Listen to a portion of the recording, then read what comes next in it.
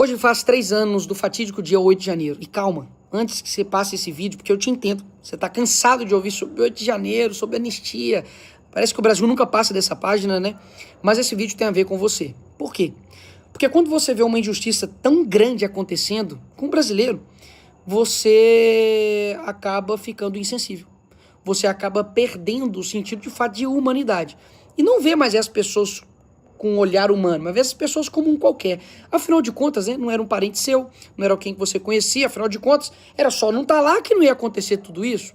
Pois bem, qual afinal de contas era o crime que essas pessoas deveriam responder? Depredação de patrimônio público, ponto. Porque eles quebraram, isso é crime e ninguém concorda com isso. A não ser a esquerda, né, que quando eles depredam, aí tudo bem. Mas tirando essa parte, quando você pega a pena, é de 6 meses a 3 anos de depredação de patrimônio público. Então essas pessoas eram para ter sido livres hoje, mas não. Existem ainda pessoas como a Débora, que vai ter ainda 14 anos da sua vida ainda na cadeia, porque ela pegou um batom e escreveu "Perdeu Mané" numa estátua. Tem também um caso do Breno, que era um vendedor de algodão doce, também foi preso na multidão. Tem o Felipe, que era um esquizofrênico, e mesmo com laudo mostrando que ele não poderia ficar preso, ainda assim ele manteve preso durante meses. E também a Iraci, que estava ali na sua prisão domiciliar, e o Alexandre de Moraes revogou porque ela descumpriu as regras, porque ela foi para a fisioterapia. Enfim, esses 4 casos que eu contei, digamos assim, são uns casos absurdos, mas que tem muitos outros. Como, por exemplo, o caso do Clesão.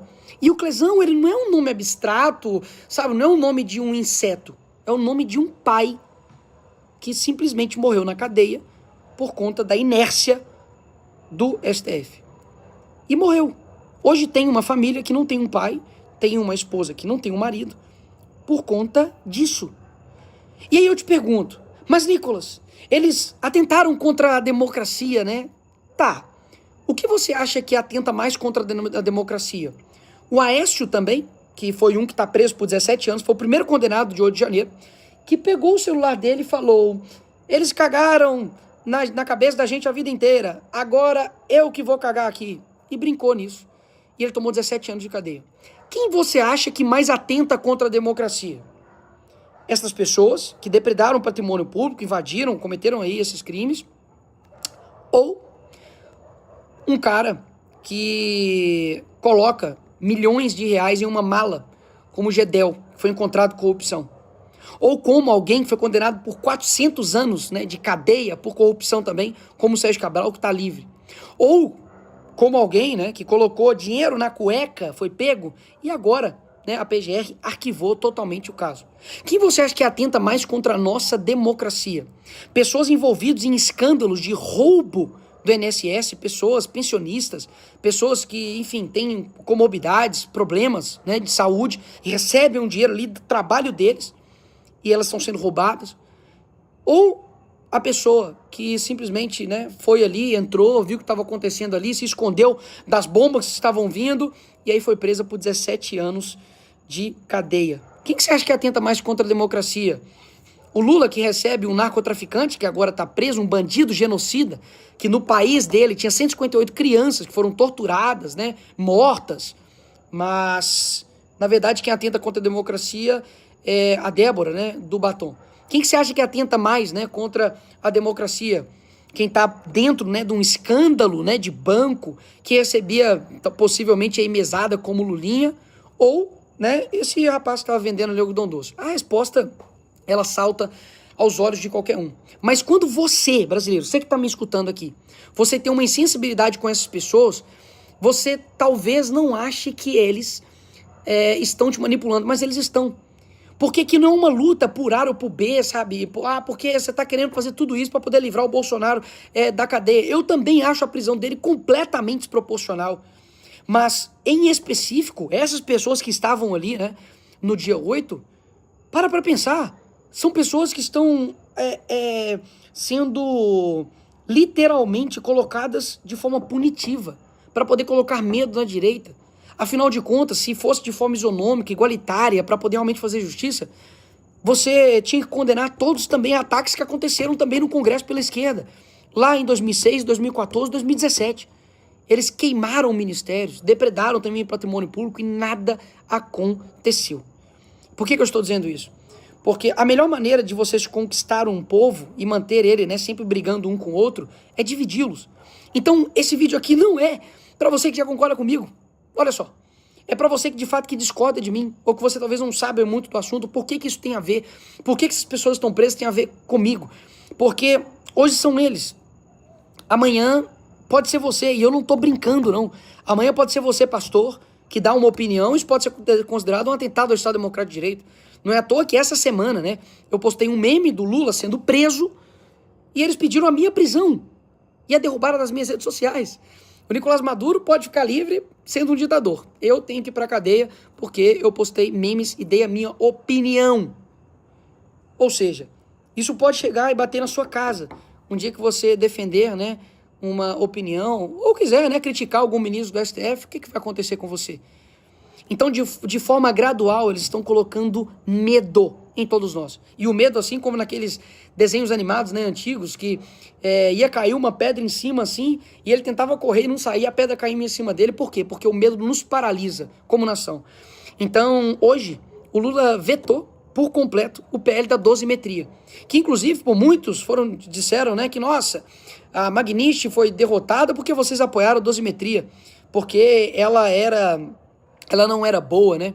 Agora, que coisa que não é boa, que a esquerda trabalha até de madrugada para poder derrubar na Câmara, que eles fazem um trabalho na mídia para poder derrubar, que eles depois vetam de forma integralmente, né? O Lula veta, e obviamente era algo que era sim um respiro de liberdade para milhares de famílias, porque poderiam estar agora em casa, ou até mesmo livres, dependendo ali da redução do sofrimento delas e, consequentemente, da redução da pena delas. Então, hoje, no mesmo dia, né, que a Venezuela está mostrando que está libertando os seus presos políticos, o Brasil decide manter os seus presos políticos. Por que eu estou dizendo tudo isso e por que você está me acompanhando aqui até agora? Porque se nós começarmos a lidar somente que os problemas do Brasil é uma questão somente, digamos, materialista, no sentido de corrupção, no sentido de dinheiro, por mais terrível que isso seja, porque um dinheiro que poderia estar indo para a saúde, para a educação, para a segurança, está indo para bolsa de político corrupto, mas os nossos problemas e as nossas reformas precisam ser feitas de forma individual e do nosso coração. Não tem como a gente ter um país onde tudo se é decidido somente por um homem. Onde se tudo a maioria do nosso tempo, pelo menos o meu, né, desde 96, a maioria é governada pelo mesmo partido político chamado Partido dos Trabalhadores. Então, eu quero abrir aqui os seus olhos para que você entenda que a causa de outros, ela também é a nossa, principalmente quando eles estão sendo extremamente perseguidos, com vidas destruídas, pais, famílias destruídas por conta de um revanchismo político. Isso precisa acabar aqui no nosso país. Eu não tenho dúvidas que a maneira de você se instalar realmente uma censura total, uma ditadura total, é fazer isso de forma gradual, porque aí você não percebe. Há 10 anos atrás, se eu contasse para você de que, enfim, pessoas estariam presas por 17 anos por depredação do patrimônio público, que um ex-presidente da República não teria direitos de um traficante, né, de receber atendimento médico no hospital, de que parlamentares teriam de sair, né, do país, porque se ficarem aqui vão ser presos também de forma injusta, que dia sim, dia com certeza, né, eles querem derrubar o deputado mais votado, porque na cabeça deles opinião, post é crime, né, contra o Estado Democrático de Direito, mas o partido deles, né, que faz parte do Foro de São Paulo, que é uma organização fora, né, dos ritos da nossa Constituição, do nosso país, e que interfere em todos os demais países, isso daí tá tudo bem. Enfim, a situação não é fácil. Muitas das vezes parece que as notícias que a gente olha, né, parece que cada vez são mais desanimadoras, mas um ponto a luta pela liberdade dessas pessoas é muito importante, por isso que eu vou continuar. E essa luta não é de agora. Nós ficamos 6 meses, eu posso dizer por mim, 6 meses na CPMI, lutando contra ministros, contra mídia, contra ministros de estados, ministros também jurídicos, e destruindo ali narrativas, permanecendo firme, mesmo com toda a pressão, mesmo tomando vários processos. Eu visitei a Papuda e a Colmeia, enquanto o Clezão estava vivo, Hoje, inclusive, nós conseguimos uma transferência, né, de presídio para 2 presos do dia 8 por conta humanitária, de pessoas que estavam numa condição assim, terrível e que não são, né, criminosos. Nós fomos em dezenas de manifestações, nos expusemos, falamos tudo, apontamos o dedo em quem deveria apontar o dedo, quando muitos tinham medo, né, de colocar o dedo na ferida e falar nomes, como do Alexandre de Moraes. A gente ocupou, né, a mesa ali da casa para poder pressionar uma anistia. Eu trabalhei ativamente para poder aprovar a urgência do PL da anistia e nós aprovamos com ampla maioria. Nós aprovamos a dosimetria, que era o possível, e é uma redução da dor dessas pessoas. E hoje o Lula veta, e eu não tenho dúvidas que nós iremos derrubar esse veto ali no Congresso. Então, sim, esse vídeo é para você, que acha que isso não tem nada a ver com você, mas tem muito a ver com você, porque um dia, de fato, pode ser você. Isso aqui não é mais nenhum tipo de profecia. Isso aqui é uma previsão, porque das formas como as coisas estão caminhando, se a gente continuar dessa forma, eu não tenho dúvidas que o Brasil não vai ter um outro destino. A gente só vai ter um Brasil diferente se nós tivermos brasileiros diferentes. É isso.